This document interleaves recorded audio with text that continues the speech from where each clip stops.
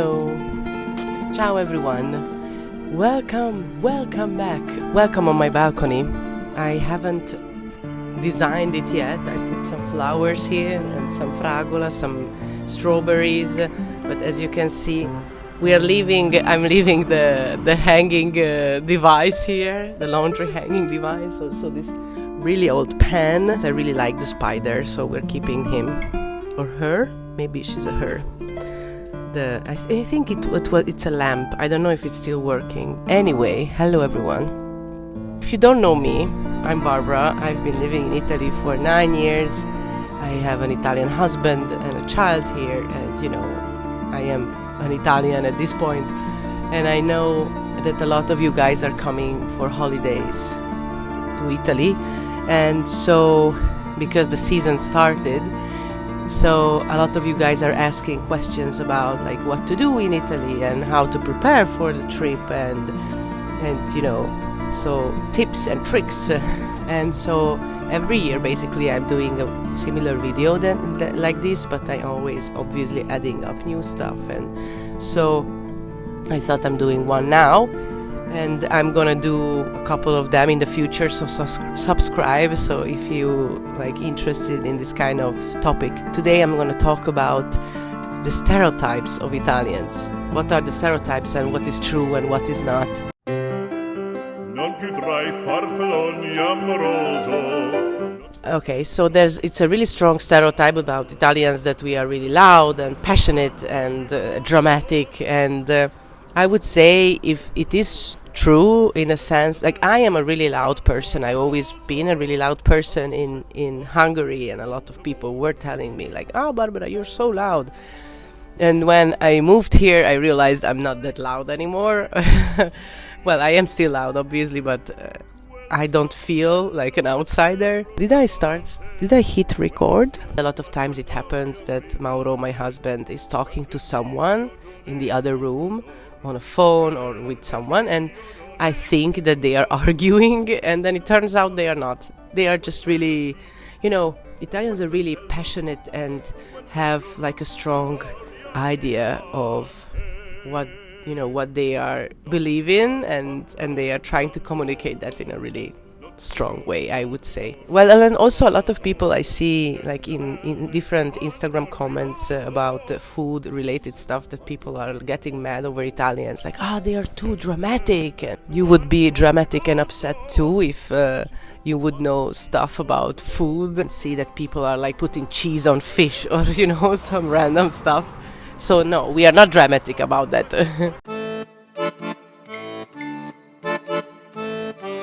Every topic depends on where you are from in the country, because the country is really big, and each region and the people are different because they have different culture and language. So there are some differences, and I would say that it's not really the case anymore, because a lot of people are like going abroad and working and living and studying in other countries or in other cities, and of course like everyone wants like free food made by their mothers every day and clean sheets and etc. I think this changed over the years, but a lot of families, and also us, like we are living in a big house where Mauro's dad is living below us in a separate household. Also our friends doing the same, and it's not just about family being close to each other, but it's also about like economically, like you can't afford to have an apartment, not to mention a whole house.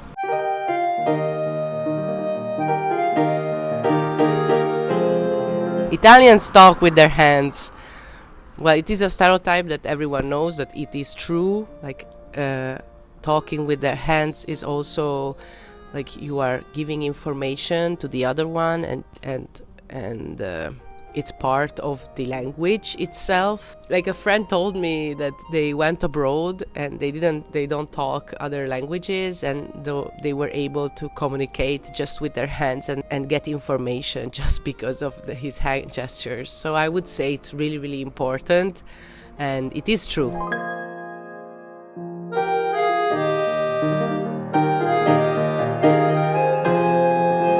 Okay, so again, it depends where you are from. If you are from Milan, you're living in Milan, you see that a lot of Italians are really taking care of what they are wearing. There are designer clothes, but there's also like original outfits, and people are expressing themselves.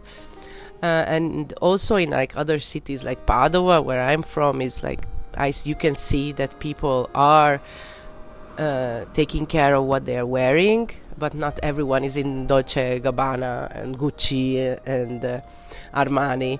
Also, the woman that they are going to the parruccheria, the hairdresser every week to take care of their hair, and so I would say that it is really important.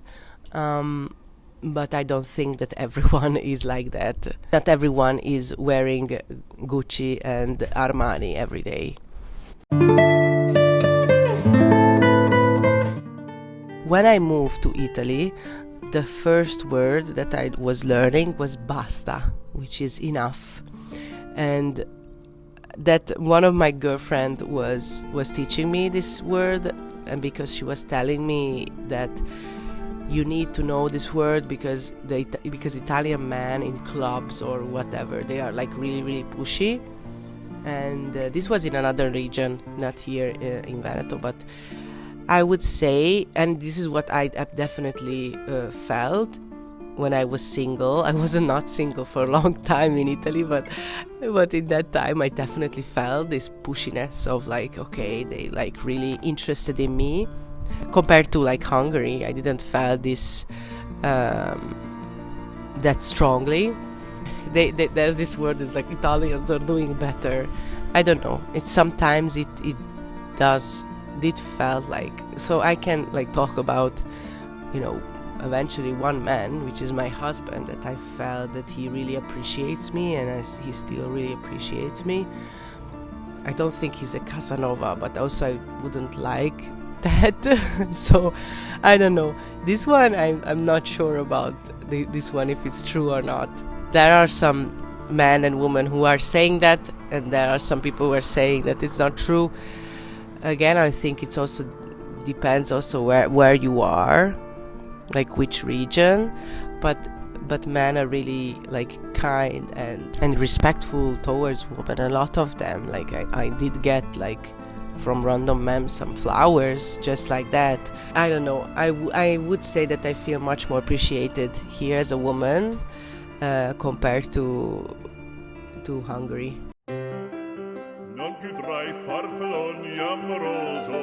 There are people who are bad drivers and there are people who are good drivers, and it's not about like where you are from or which nationality you are, but also again it's important where you are. And there are places where people are not really following rules in Italy. I'm not mentioning regions because they're gonna get upset with me, but there are regions that they are not taking care about rules that much.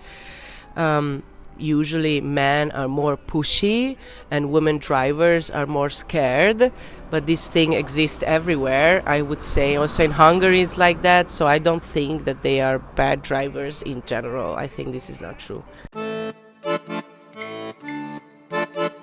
Well, yeah, of course, it is absolutely true. There's nothing to say about this. This is the truth.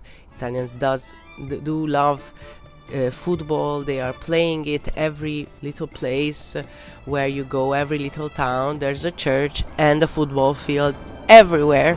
And when I went to the Venice Academy, when I was studying in Venice, we had our department a really, really small island, and there was just like one building, our building, and a church and a football field. So everywhere they have a football field, and like little boys and girls are playing football when they are little. There's even like a channel in the Padova where they are transmitting a football game, but not visually, because for that you have to pay. But what they are doing, that they are showing a woman who is reporting what is happening on the football field. So it's like a radio transmission about the football match, but this is crazy for me.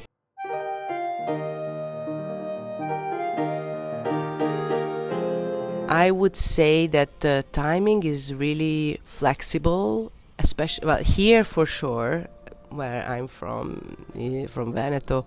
I feel that is they are really flexible about timing. So, like in Hungary, if we are saying we are meeting at 7, usually people are there at 7. And here, I would say that if you're saying at 7, no one is there. Also, what I really don't like is that they have this thing of can't like organize something beforehand. Sometimes it happens, but it's up to the person itself. But until like Friday, we don't know if we're gonna meet on Saturday, for example. We know if we're gonna meet on the day, which is hard for me, but I also like a kind of adopted to this kind of mentality of like I'm not organizing anything beforehand, just like the day before or on that day I'm like, okay, I'm going there and we're meeting there. So I kind of adopted to this kind of mentality, I would say. Of course, this is not true. There are parts of Italy where there's still Gomorrah, there's still Mafia, and they are controlling, for example, the trash and etc. But not everyone is involved, obviously. I would say that's it.